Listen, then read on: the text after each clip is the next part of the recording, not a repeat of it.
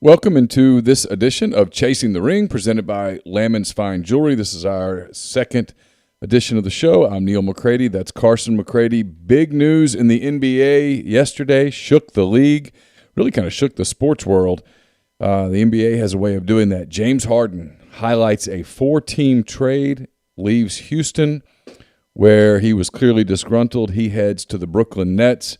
A lot of pieces move in that deal. We'll tell you all about that here in just a little bit. First, I'm going to tell you about Lammons Fine Jewelry.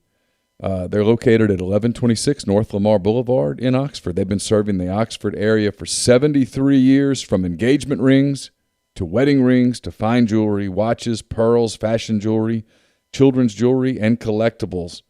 Lammons is the gold standard in fine jewelry. Visit them at lammonsfinejewelry.com or call them at 662-234-2777. You can get all sorts of stuff in there, whether you're looking for watches. They've got the Reactor watches that I'm wearing here. I love these. They've got Citizen watches. They've got a lot of different gifts for men. And then obviously all of the latest in fashion trends, jewelry trends for women. Valentine's Day. What, a month from today. So stop by at Lammons, and they'll take great care of you. And you'll be super glad you did that, because the Alan King and the people there at Lammons are fantastic. I've been doing business with them since I moved to Oxford. I've bought so many nice pieces for different people in my family, even Carson here. So Lammons Fine Jewelry, 662-234-2777. I need to correct this in the scroll. I hit too many sevens there, Carson. It can happen if you don't proofread your work, you know. So fix that. 662-234-2777. That's Lammons Fine Jewelry. So we'll start here. I've got the trade. I'm going to close. I'm going to put the close this here, and I'm going to go here. 4-team trade yesterday. The Rockets get Victor Oladipo, Dante Exum, Rodions Kurucs, 3 Brooklyn first-round picks, 2022, 24, 26. They get the Milwaukee Bucks, 2022 first-round pick. That's unprotected. That was from Cleveland, basically. And 4 Brooklyn first-round swaps, 21, 23, 25, 27. The Brooklyn Nets get James Harden from the Houston Rockets, former MVP, I guess 3-time scoring champ. The Pacers get Caris LaVert, who was with Brooklyn. They get a second-round pick as well. And the Cavaliers get the young center Jarrett Allen, who's averaging a double-double right now. And they also get Taurean Prince. So we'll keep that on the scroll. There's a lot there. I'll start here, Carson, just for those that weren't with us, which is all of you, because none of you were in the truck. I picked Carson up from soccer yesterday. He was getting in the car, and I said, "You hear about the trade?" And he said, "No." I said, "Harden got traded to Brooklyn." Your eyes got big. You're like, "Whoa." Yeah, I didn't believe you at the moment. Yeah, and you started reading about it. What are your thoughts? Your initial overall thought. We're going to dive into it here in a minute. Just your initial thought when you hear James Harden.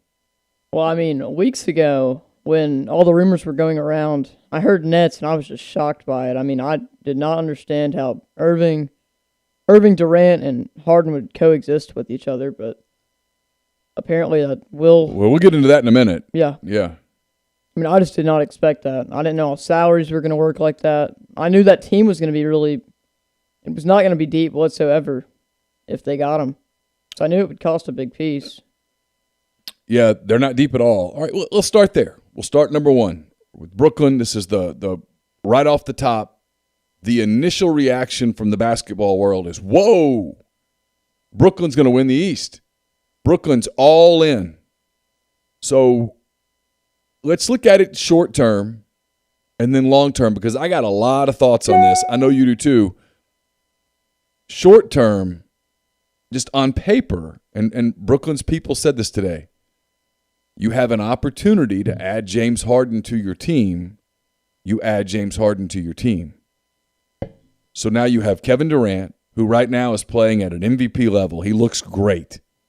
I mean, he looks like the old Kevin Durant. He looks like the Kevin Durant from his MVP season in Oklahoma City, from his years in Golden State. He looks pre-injury Kevin Durant. You don't know what you've got with Kyrie. who got on the video in Toronto. So when he does come back, and he said today that he's coming back. The net said that he said he's coming back. He's got to go through all the COVID protocols and stuff. He's going to miss some time. But it's just January. He'll be back if he comes back. And you've got 31-year-old James Harden, who right now is fat. Oh, yeah, yeah. He's fat right now. You've seen him. Yeah, and he's still great. He still gets to the rim. He still gets fouled. Puts up 30 a night. There's just more of James Harden to foul now than there used to be. But he can get back into better shape. He's got time before the season. Look, we're 3 full months from the playoffs. So he's got some time to shed some weight and get in better shape. I mean, I think it's easy to make fun, but he can play his way back into some shape. They're thin. And I know you've talked about this, so I'm going to toss it to you here. This is a lot. On paper, on a fantasy team, you're like, whoa, 3 great players. But these are not 3 players who naturally fit together. Yeah, they're all really ball dominant, especially Durant and Harden. I mean, you see Harden, his Houston days, all he did is he'd get the ball, and then if someone was open, especially like P.J. Tucker, he'd swing it to the wing or something, he'd take a 3. But there was so much of their offense, Carson, that was Harden isolated on somebody. That's my point, yeah. Run the shot clock down, pound the ball into the hardwood. Right. Run it down to 4 seconds, and then take a three-pointer. Either take the feet away or drive and get fouled. That was so much of their offense. Yeah, that's all it was. I mean, that doesn't mesh with Durant, but more importantly, it doesn't mesh with Kyrie at all. No, because Kyrie is not your typical. Kyrie is not your stereotypical point guard. He's not the point guard who is out there on the floor to distribute. He is a scoring point guard. He is a point guard who. This is a guy. I think this is a guy that wanted out of Cleveland because he didn't like playing with LeBron James. He wanted to be the star. Bingo. Okay, so now here's the question. Brooklyn, there's no question who the star is. The star is Kevin Durant. Oh, yeah, of course.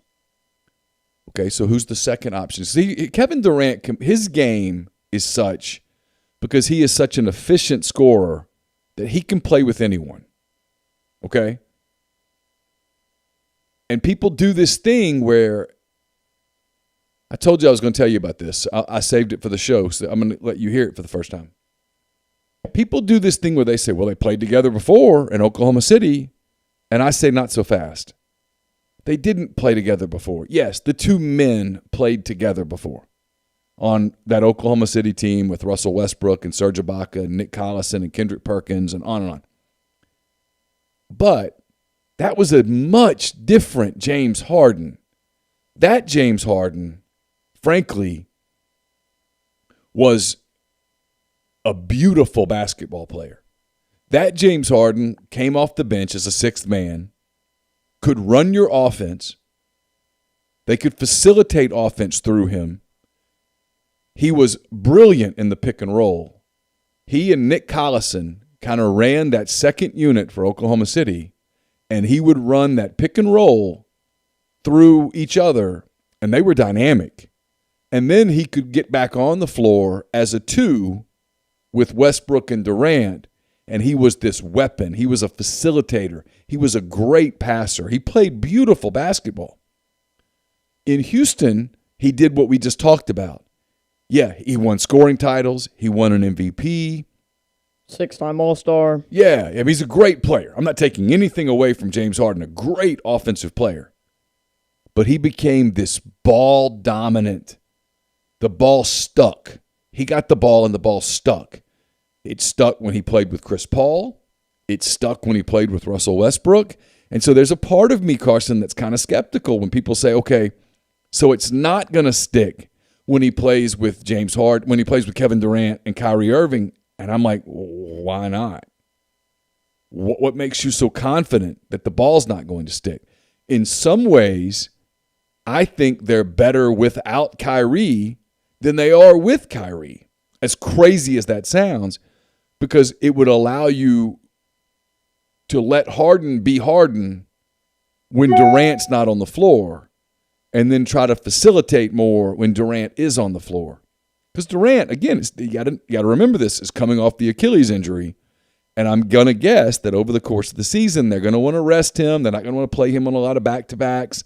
They're going to want to control his usage and keep him fresh for the playoffs, which makes a ton of sense. So there's opportunities for Harden to be Harden, but you add Kyrie to the mix, there's fewer of those opportunities, and you're asking James Harden to go back and be the player that he was in 2012. And it was 9 years ago when he did that, when that player that everybody talks about, when he was the better, here's who he was. He was a better Manu Ginobili back then.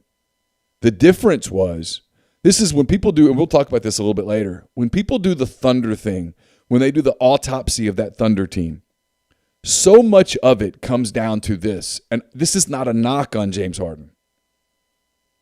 Manu Ginobili was perfectly happy being the third wheel with Tim Duncan and Tony Parker in their primes. James Harden was not happy. Mm-hmm. No. And so now you're asking, okay, is he going to be happy being the third wheel? And if the answer is, well, no, he's only happy as the second wheel, well, then is Kyrie going to be happy as the third wheel? Right. No, I have nothing really to say to that. I just agree with that 100%. So what do you think? Because you watch these guys. What do you think? How do you see this playing out? I see Durant obviously being the first. Mm-hmm. I would say Harden would be the second. Just his scoring is deadly every single night. You see it on the court. He puts up 30, 40. I guess Kyrie will be the third. I mean, I don't know how that's going to work for him. So do you think he's happy being the third? Does he accept that role? I mean, I wouldn't say he'd be happy. Certainly not as happy he would have been beforehand, before the Harden trade. But you do know that is his hometown. I don't know if that might contribute some to being with the Nets. I mean, I'm just not sure what he would think about that. So this is the part where for Brooklyn, this is a real gamble, because both Kyrie Irving and Kevin Durant can opt out of their contracts after next season. They both have opt-outs. You're on the hook for a ton of money, but more importantly, you've traded your entire future. Yep. You have nothing else. You've lost your star center. He would have been your center for at least like 5 to 6 years. You would have had a Caris LaVert who had a chance at being a super good NBA forward, and then you traded all your picks. You gave away everything. You've traded 3 first-round picks and then 3 swaps too. So the odds of you getting a really solid pick in the next 6 years, super low. Yeah, and so this is this small window, and so if you win a title, it's worth it. Yeah, but if you don't, it's just franchise is dead. You made a great point earlier today. You said this is kind of like they are where Milwaukee would have been had Giannis Antetokounmpo not accepted the Supermax. And yeah, so their window extends. Yep. And so this year, if they lose, they're okay. They still have years to build on their roster. Maybe you'll let some of those younger guys build as players. Say if he were not to have re-signed, if they did not win this title, their franchise was going to be dependent on Chris Middleton, who would not have been able to do as much as Giannis, and he probably would have went to some other team in the East, say the Heat. Not sure who else. So Brooklyn lost Spencer Dinwiddie to the ACL injury. Do you think they still make this deal if Spencer Dinwiddie's with them? As crazy as that sounds, does Spencer Dinwiddie's health, would that prevent them from basically risking their entire future? Potentially. I mean, once again, he's one of the best.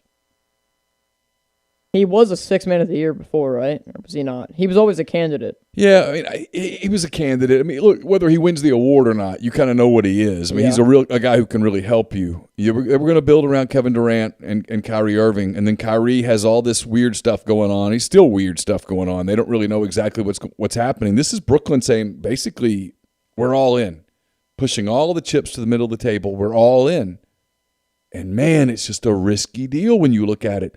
So you said last week, we were starting out at the show, you said, hey, I think Brooklyn's the team to beat in the East. Is Brooklyn now even more the team to beat in the East? I personally think that will just depend on how that team fits together because, Kyrie and James are two of the most dramatic players in the league. Harden's been super whiny. Kyrie's just a weird dude, being honest. Flat Earth and all that stuff. Durant, he's obviously the star. He's a normal dude. He wants to win titles.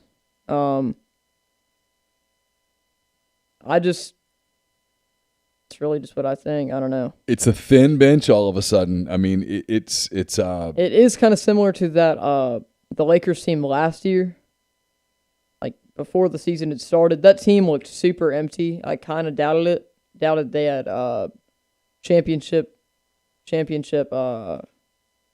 possibilities. Potential. Yeah. Well, it's a league where if you have stars, you can get it done. Yep. But you got to build around them. I mean, it's a thin. Rest of that roster is it's Landry Shamet, James Green, and Bruce Brown, and Joe Harris, and Jeff Green maybe. I think he's there. Yeah, Jeff Green's there. As I was saying, Nicholas Claxton. It's Chris Chioza. Similar to that. It's just some dudes. It's similar to that 2017, 2018 Warriors team when Durant was there. Yeah. It was just Clay, Durant, Curry, and Draymond. I guess you could say Draymond. He did nothing offensively, but he was their defensive guy. Similar to. But they had no. They had no bench. They had Iguodala and they had Harrison Barnes. Well, Harrison Barnes was gone because he was gone into Durant. Yeah, you're right. I mean, you can do it. It was a pretty empty team other than those stars. But you've got to get everything out of the stars. The stars have to be great. Mm-hmm. Because look at Golden State when a couple of the stars got hurt. I mean, it was boom, implosion. All right, let's switch gears a little bit. What's this mean for Houston? Personally, for Houston, I think they did a really good job with this trade because I think Harden, you could tell he wasn't happy there. He was probably not playing his best basketball. I think the addition of Victor Oladipo added more security to their team in the future. Because not only did they get Christian Wood from the Pistons, now they have Oladipo, they have John Wall, DeMarcus Cousins. Yep, and obviously they've got just a bunch of dudes that used to be good players, though. I mean, Victor. Look, I love Victor Oladipo, but he hasn't played well this year. Mm-hmm. He doesn't look good. He's not the same, no. Right, and John Wall doesn't either yet. He's probably, honestly, I say soon, in a couple of years, he'll be done. And I think they're obviously not going to be a championship team anymore, losing Harden. But I still do think they might have a somewhat bright future because they got some of those picks back. They got, 4 picks out of that trade? They got 4 picks and 3 or 4 pick swaps? 4 picks and 4 swaps. Yep. Swaps in 21, 23, 25, and 27, the 3 Nets picks and the Milwaukee pick. The problem with the picks, Carson, is this. Milwaukee's 2022 pick is going to be a low pick. Whether Milwaukee wins a championship or not, I don't know. They're still a high seed in the playoffs. Yeah, so you're picking 26th? Yeah, and it's just at that point. And Brooklyn's 2023 pick, is that right? Yeah, 2022. Brooklyn's 2022 pick is probably going to be a low pick because these guys aren't, whether they win a championship or not, they're not going to be awful. Mm-mm. So you're gambling, if you're Houston, you're gambling that by 2024 the Nets are awful, and you're gambling that in 2026 they're an absolute train wreck and you have these unprotected picks. But what if they're not? That's the risk if you're Houston. The risk for Houston is that, like G.J. Gatlin says in the thread, he says, Houston tanking or was Harden too much to deal with? I don't think Houston's tanking, but Harden was definitely more than they could deal with. This is what happens in the NBA. When a superstar gets disgruntled, he's gone. And typically a superstar goes where he wants to go. Paul George wanted to go to the Clippers. He went to the Clippers. Chris Paul wanted to go to Phoenix. He went to Phoenix. He wasn't really disgruntled. That was more the Thunder saying, okay, yeah, we're rebuilding. Where do you want to go? Russell Westbrook wanted to go to Houston. You know, this is what's interesting to me about Harden, too. Harden, a few years ago, wanted Chris Paul. They went out and got Chris Paul to make James Harden happy. They went out and got Dwight Howard to make James Harden happy.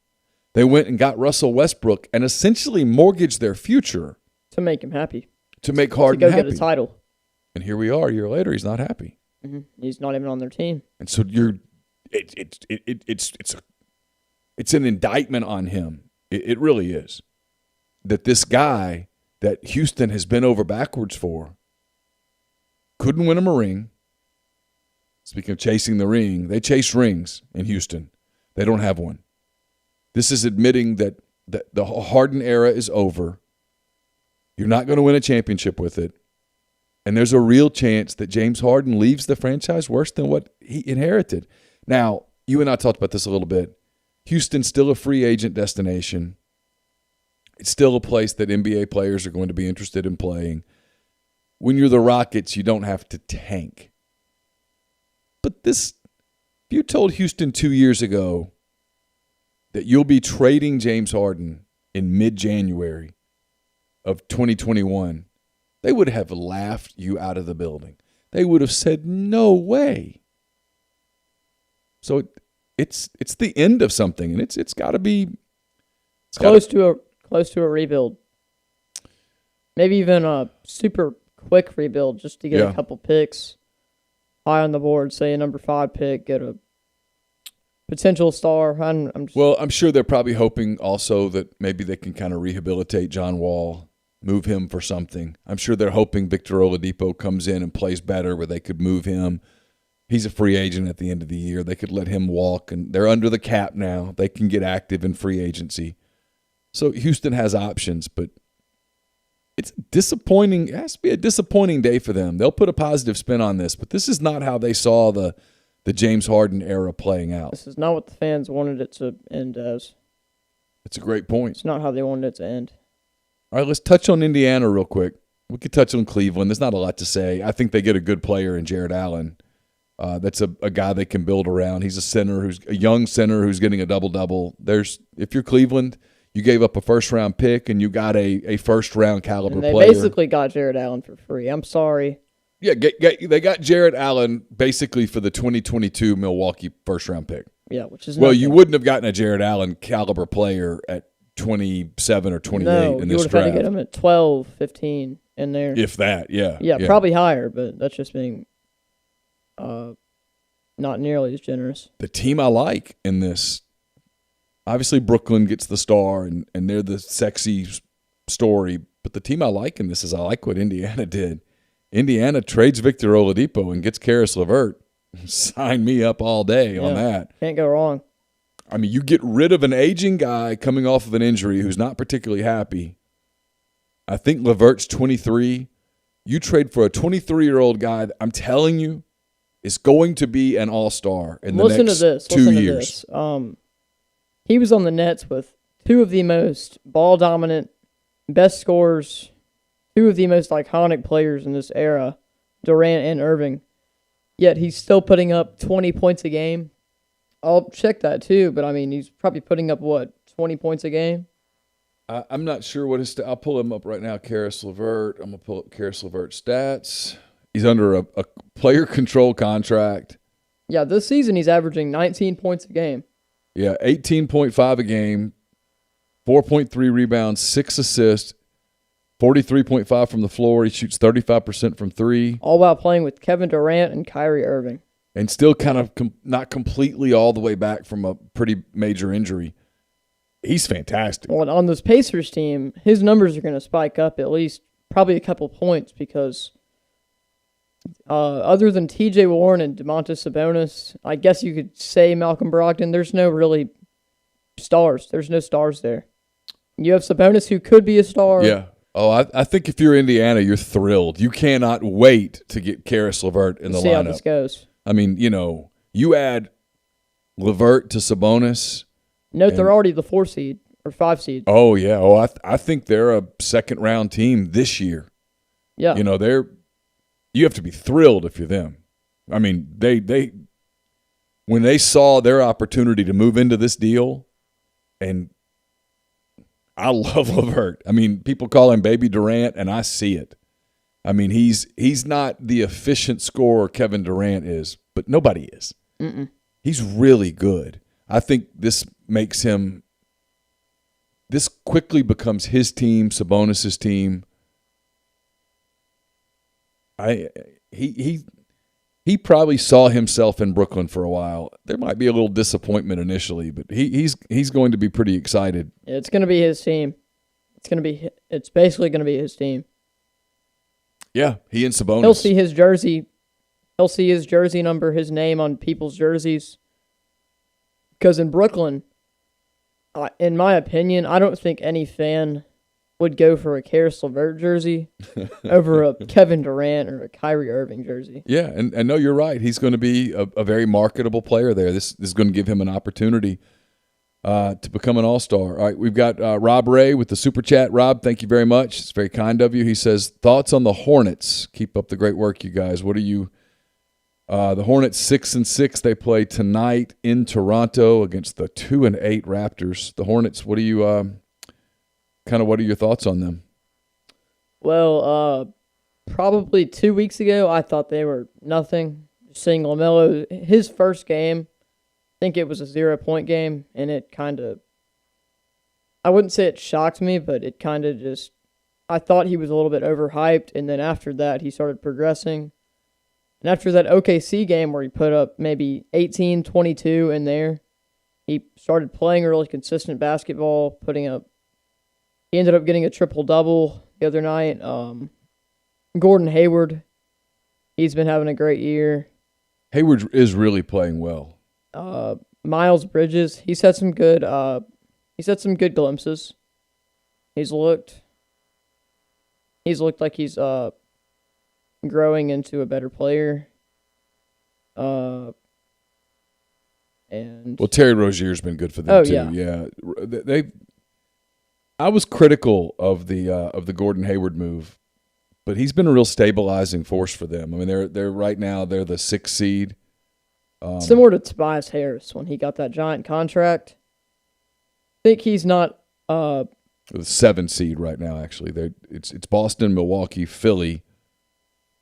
I do want to touch on Philly for a minute. Are you surprised that Philly was not more aggressive for Harden? Because they could have gotten Harden apparently for Ben Simmons, and they decided, I don't think that's what we want to do. I don't think that would have been the play. I don't think that's how it would have. I think they were smart to stick with Simmons, even though he's not nearly close to the scorer Harden is.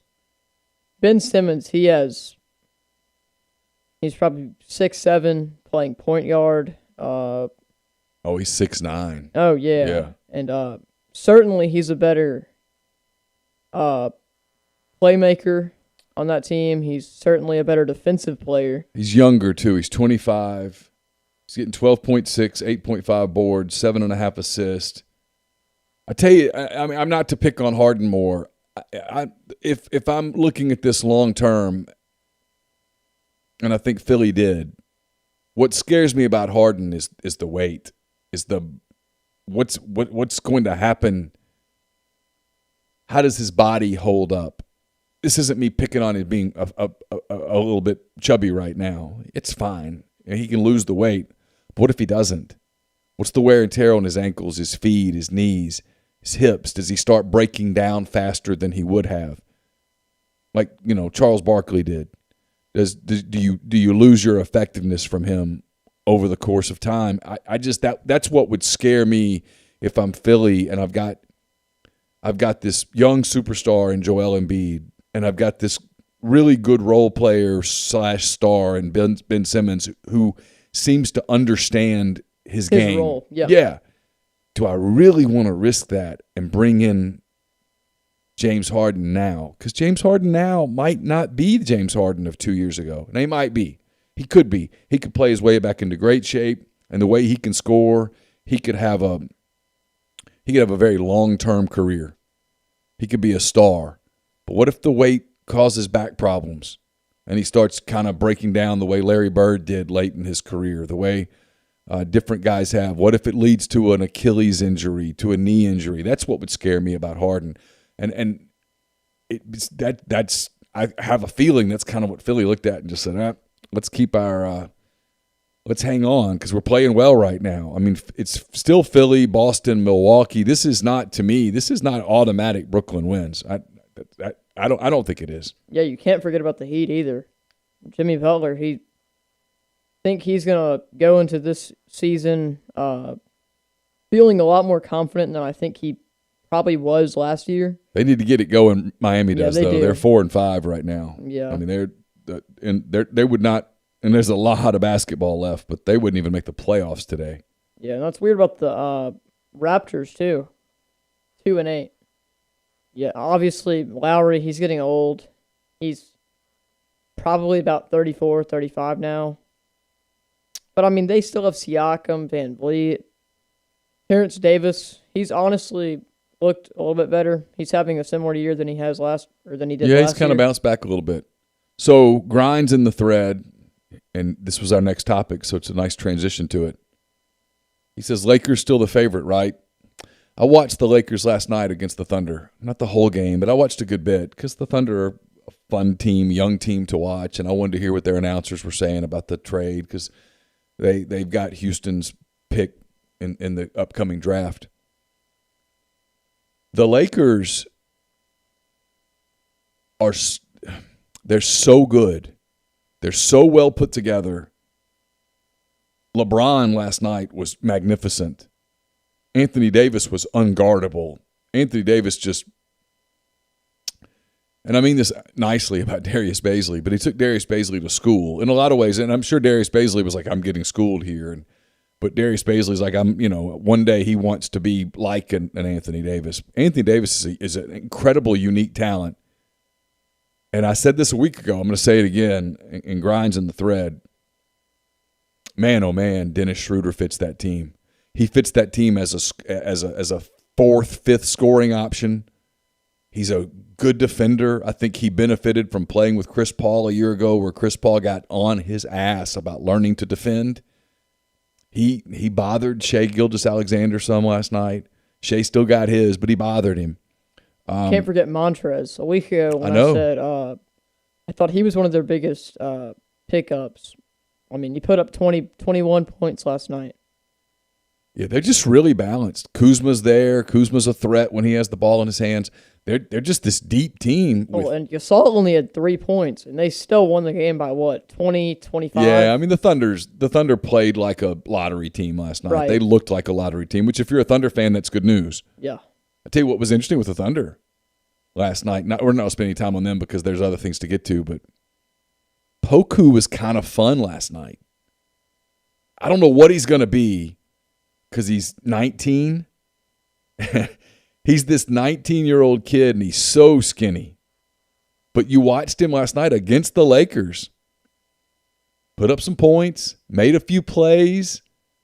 He still has some moments where you're like, what is that? But there's flashes with him. And if you're the Thunder, this is all gravy.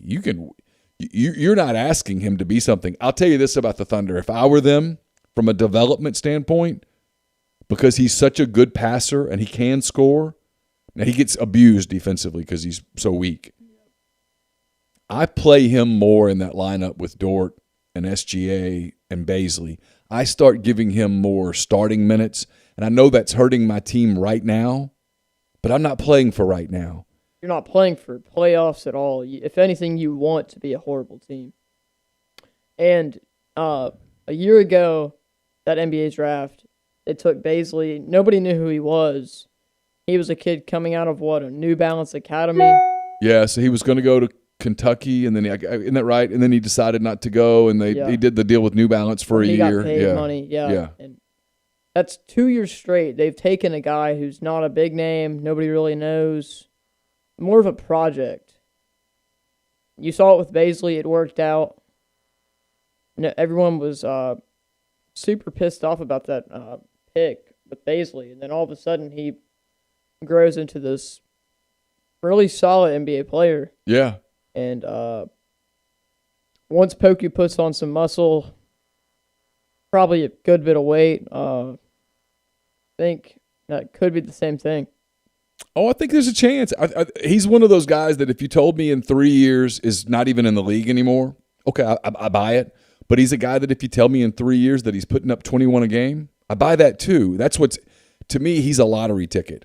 And when you pick – where was he, 17? When you pick 17-ish in the draft, when you're rebuilding and you're not playing for now and you have this arsenal of picks at your disposal – at your disposal, not your disposal. That's the weird part of the English language, isn't it? You have this arsenal of picks. You can take a gamble there. Yeah, there's no loss. And then if he's a great player, then there you go. But if he's just one of those guys that puts up like 3 points a game, ends up joining like a different league in Europe or something, yeah, it's fine. I mean, it's right. If he bust, he bust. Yeah, it's not like you're taking a number 5 overall player. Right. It's not like if you're the Pistons years ago and you took Darko Milicic and it was a disaster. And when they could have taken Wade. Wait, was Wade in that draft? I think so. Yeah, they could have taken Carmelo. They could have taken, if Wade was in there, Wade. I think it was Carmelo that was the miss. Carmelo went third. Yeah. All right. So last couple of things here. We got for the people who are in the stream. We'll have hand raised guys in about 51 minutes. Chase Parham and I will talk. We'll talk the college game. We'll talk about Urban Meyer to Jacksonville. Apparently that seems to be either done or very close to done.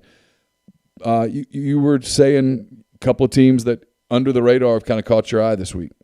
Well, starting the Pistons. Really? You've seen Jeremy Grant. He went from being a 10, 12-point player every game. So all of a sudden, he's putting up 20, 25, even 30 points a game. And nobody saw this coming. I know he's playing, obviously, a lot more minutes than he's used to, but I don't think anyone expected this kind of a player from Not when he was Jeremy Grant. Either Oklahoma City or Denver, he never showed this kind of upside. The most he did in OKC was a 12 points per game. I'll give Troy Weaver this. Troy Weaver was the assistant GM in Oklahoma City under Sam Presti when Jeremy Grant was there. Got to give him low-key some real credit because Troy Weaver gets the Pistons GM job, and one of the moves that he made was signing Jeremy Grant to a big deal, and people around the league were like, what? And then here he is. I mean, look, they're bad. They're 2-9 right now. They're the worst team in the East. They're in the lottery, but it's a deep lottery. And they still have Blake Griffin they can always trade to a team who's trying to go get a title. And I wouldn't be shocked if it's a team in the East because teams are trying to compete with the Bucks, the Nets, especially the Nets. I mean, I'll tell you the teams that have impressed me, and I watch the West probably more than you do. The teams that are starting to turn my head a little bit, and I don't know that it matters because right now the Lakers are so superior to everyone else. But the teams that have caught my eye a little bit, Utah lately, playing better, starting to kind of look like Utah. They've won 3 in a row. They're putting some things together around Donovan Mitchell. Also the Pelicans. Yeah, you're high on the Pelicans, and here lately the Pelicans have looked really good. I mean, they're where are they? They're 13th right now, but they're 4-6.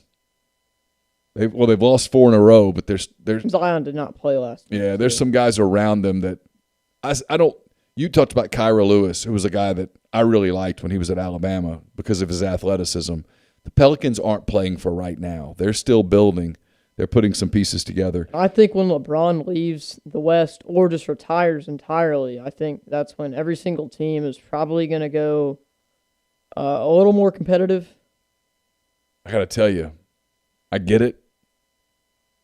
The way LeBron has looked this season and the way LeBron looked last night, I can't.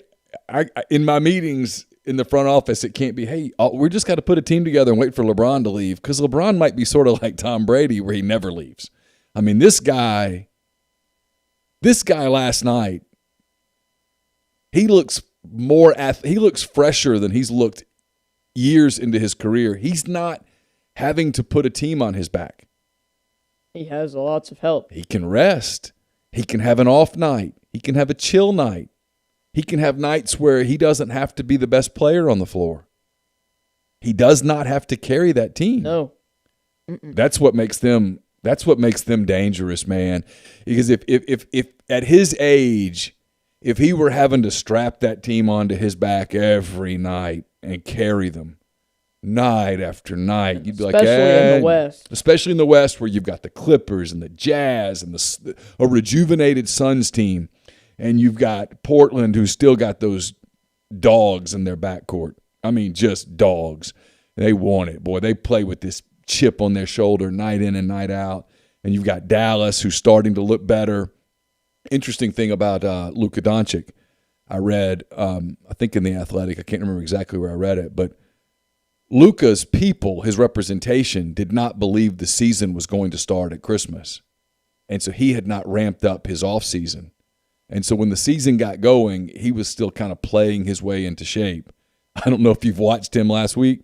He's back. He's looked a lot better. Luka's back. He's playing at an MVP level. So you got Dallas, you got Golden State, you got San Antonio, you got Gus and Rizzo. You got Denver. I mean, the West is loaded. To your point, if LeBron had to have people, if he had to carry a team night in and night out at, 36, 37, I'd be like, 36 years old. Yeah, I'd be like, I don't know that he can do it. But what he's doing right now, it's unreal. And I agree with Grind. He says playoff Bron's going to be insane to watch. I agree. The Western Conference playoffs have a chance to be a lot of fun. I mean, they really do. I still think it's Lakers making it out, but yeah, it's still going to be really good. Nuggets, Jamal Murray's looked super good. Well, they're still a really good team. Yeah, there's just a bunch of teams that are in it. That tells you a lot. Denver, as good as they are, Denver's 5-6 right now, which would not make the playoffs today. They'd be the 9 seed in the West. Yeah. There's a lot there. There's still 70 games going. Still 70 more games for each team to play, but yeah, well, 60 because they're only playing 60. 72 this year. Yeah. All right, so I'd given you a homework assignment. We punted it for a week because we'll talk about draft prospects next week. We were going to do that this week, and then the Harden trade happened, and so there was a lot to get to here on Chasing the Ring. So again, we want to thank all of our friends at Lammons Fine Jewelry. Appreciate them being a part of our show, making this happen. Don't forget, it's lammonsfinejewelry.com, LAMMONS, finejewelry.com. You can also give them a call at 662-234-2777. Valentine's Day just a month away, fellas. Now's a really good time to start shopping, looking into a Valentine's Day gift. Jewelry is always a great one, so get in touch with the people at Lammons and make that happen. We'll be back next Thursday with another edition of Chasing the Ring. Stay tuned. In about 44 minutes or so, we'll have hand-raised guys, Chase Parham and myself. But that does it for us. For Carson McCready, I'm Neal McCready. We'll talk to you next week when we catch up on the latest in the NBA. Take care.